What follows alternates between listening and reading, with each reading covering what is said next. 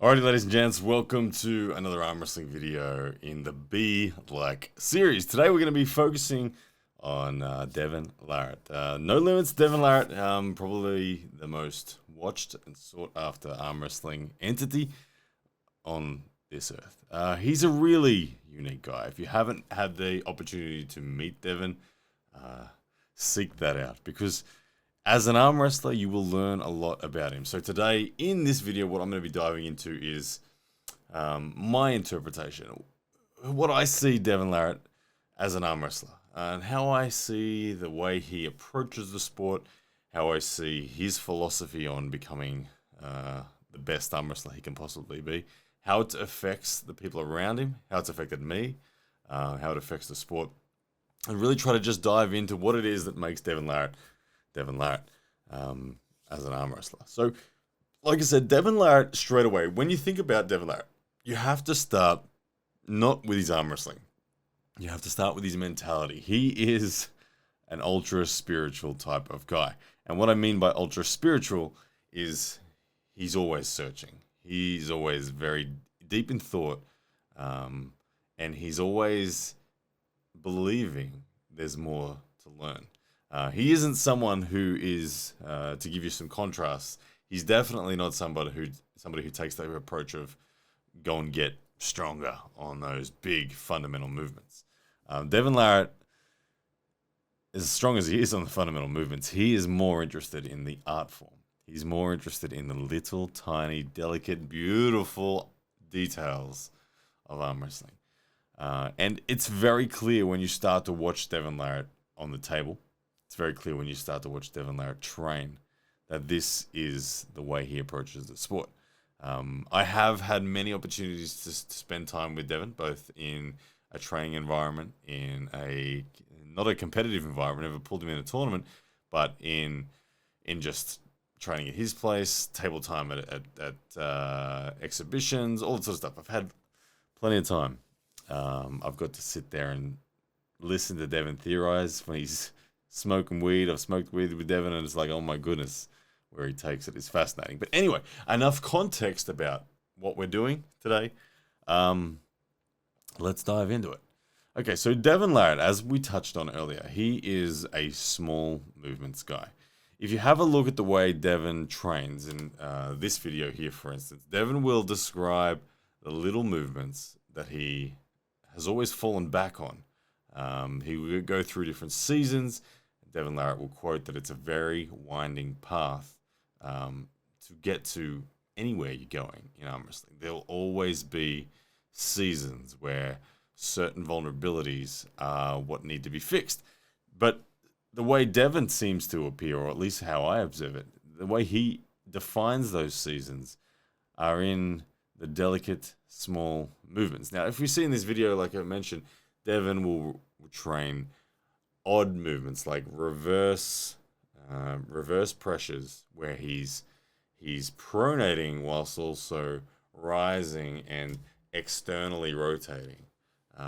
He'll do supination whilst defensively rising. He'll focus on little movements like direct, radial, ulnar, and ulnar deviation. He will value almost the smaller the movement, the more rewarding and more interested Devon becomes in it. As I say, Devon is someone, if you had to liken Devon to other sporting greats, you straight away, for me, I think of people like Bruce Lee. I think of Devon's approach to the sport as one where he is really focused on finding the most efficient reward and the most efficient movement in any given circumstance. It's never enough to just simply be strong. There is always the factor in a Devon Larratt style approach that superior execution relative to your opponent will amplify the strength you possess. And the more that Devon Larratt focuses on the little tiny things, the more strength he develops in those little tiny things.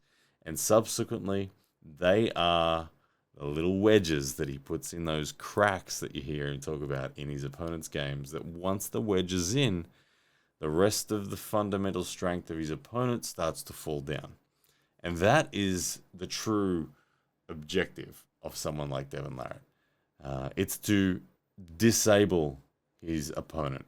Devon Larratt is not an arm wrestler that will look to take a match where he is strong. Devon Larratt is an arm wrestler who will look to take the match where his opponent is weak. That is clearly the biggest objective of a Devon Larratt style arm wrestler, as I perceive it. Devon came to the sport in his younger years where he had a press. Early days, he was big, tall, crashing down on people.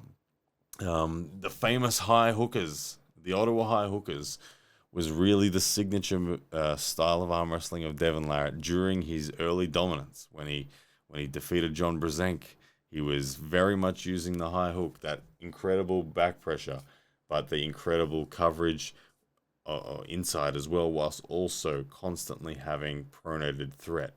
Without committing through to a top roll, just taking control of static back pressure, solid wrist flexion, static pronation, and winning of center. Devon Larratt was someone who, in a biomechanical sense, possesses a long, rangy set of tools. Like I said, when he was under 220 pounds, he was definitely one of the tallest and longest hands and arms combinations that you'll see in the sport.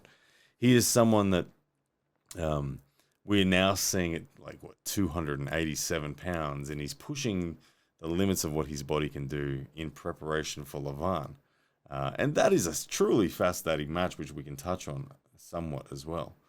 But Devon Larratt's evolution, when you watch him go from this tall young guy who had this press to this high hooking, let's just call him a monster at that time. He was monstrous in that 2008 period. For maybe 3, 4, 5 years, whatever it is, no one would face him. He was a monster in a great form, potentially his peak in a physical sense. And then he evolved into the Devon we have now, which is he's explored the King's move for a number of years, and that dragging ability, that clamping of the fingers and the pronating through the thumb and the kicking back of wrist. The one thing about Devon Larratt is it's so clear how he's still searching.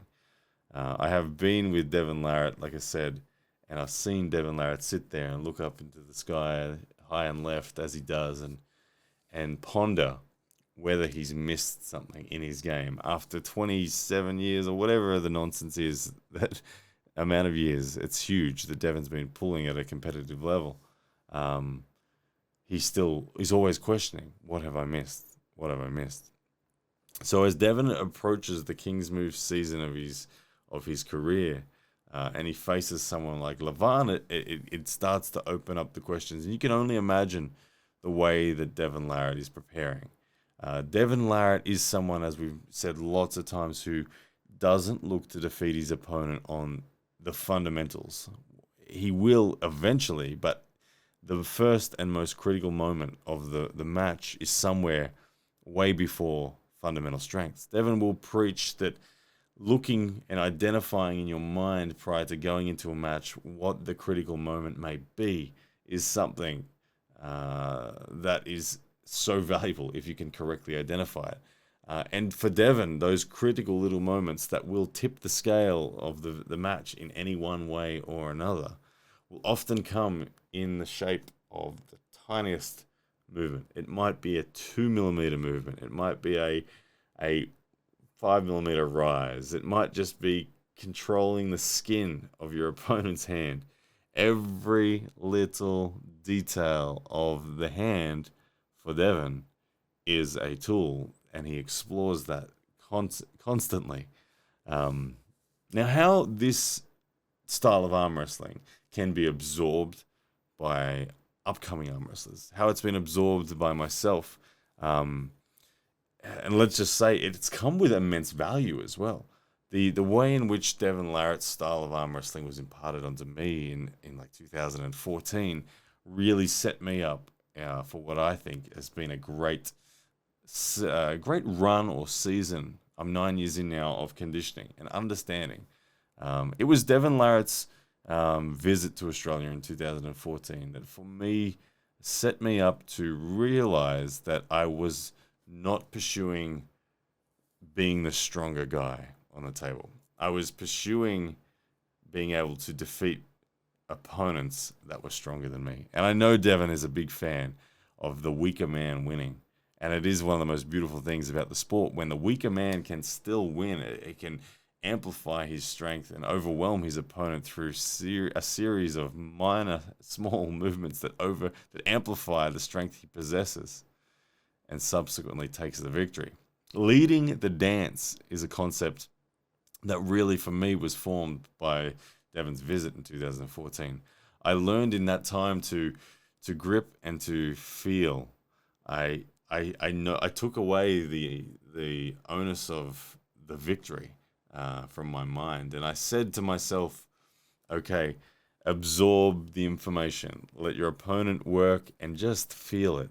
Every time you're gripping someone's hand, you're downloading the data of what it is what it means to face them, and with their unique set of elbow to wrist to fingertip to palm width to finger thickness to everything else in between. There's information, because every arm wrestler feels unique, and the more data you collect, the more you feel, the more you know where to go, and your body starts to become instinctive on these things that just have way more reward than simply back pressure, side pressure, wrist flexion. So the Devon Larratt approach. So when we say be like Devon, we really can sum that up very succinctly in the sense of stop trying to win. Start trying to just be efficient. I remember Devon Larratt teaching me to not rush for the pin.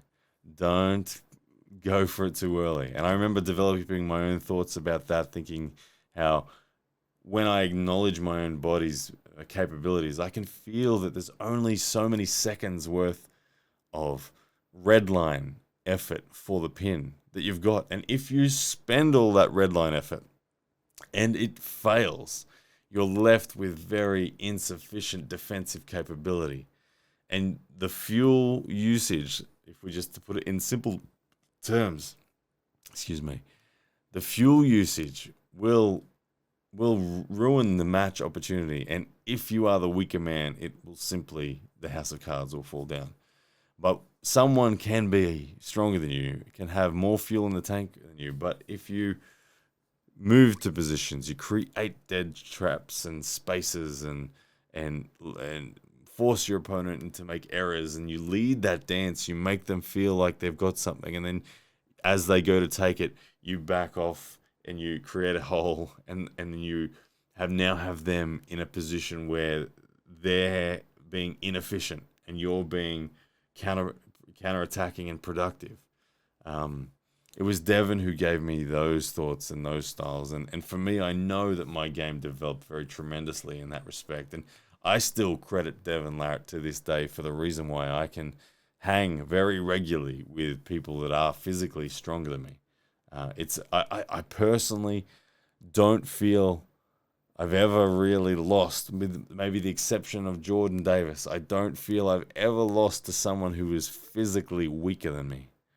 And Jordan Davis is a great example. Even here you'll see Jordan and Devon pulling, where examples of why these little movements matter. Look at Jordan Davis. He's fundamentally nowhere near as strong as Devon, and yet he is able to impart such significant pressures and even get a cheeky pin on Devon. At the end of the day, Devon Larratt is a really unique arm wrestler. I like to think of Devon as a true master of the sport. There are very few people who I put in the category of mastery, but without doubt, the first person I put in that category is Devon. His attitudes towards the sport, his physical approach to training, and the way in which he arm wrestles on the table reflect that of a master. To me, you just have to look at Devon practicing with anyone. He will travel the world and can instantly create a balanced and fluid and real feel of an arm wrestle with anyone, regardless of their level. And that, for me, is a key element to the beauty of Devon Larratt arm wrestling. That he can grip anyone, massive and strong, small and new to the sport, and he can make it feel like he is a stretchy rubber band who's genuinely in the fight.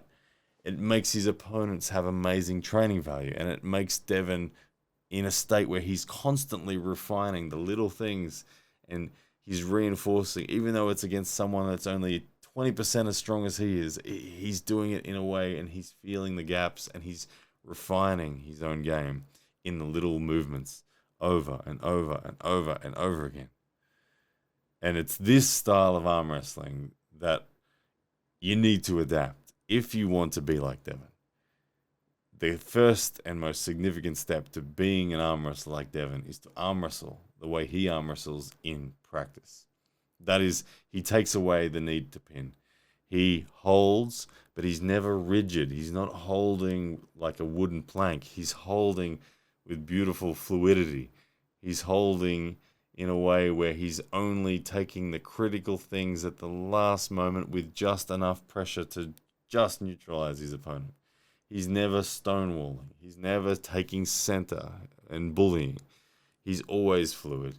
He's always easygoing, and he's always alive to the action. He feels it. It's like it runs through his DNA. He's very, as Neil Pickup would say, cerebral in the way that he moves on the table. So Devon Larratt, at the end of the day, he's debatedly one of the greatest arm wrestlers of all time. And it's for so many obvious reasons. It's very easy for us to want to be like Devon. He's such a character as a man, such a character as an arm wrestler, and he's found a way to tell stories through his arm wrestling better than anyone else.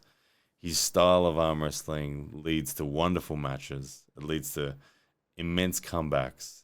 It leads to theater and entertainment and just the best form of arm wrestling there is, in my opinion. So I'm a big fan. And I would recommend anyone who's an arm wrestler, whether you are a defensive, fluid style arm wrestler already, or if you're a rigid center table banging kind of guy, spend some time being like Devon Larratt, and it will only enhance your game. All right, guys, I'll see you next time. Thank you very much for tuning in. Make sure you hit the like, subscribe, share, all those good things. It means the world to me. All right, guys.